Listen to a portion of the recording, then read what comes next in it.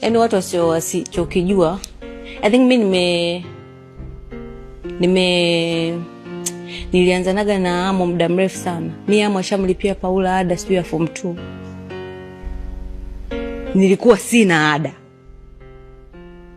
alinipa ada, na kipindiko ndo kwanza ameanza muziki, bado mdogo ameanza muziki.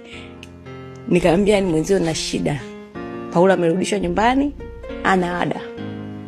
Na kumbe mtoto wetu alienda benki sio pale, ilikuwa Kijitonyama, akanipa hela barabarani pale Bamaga.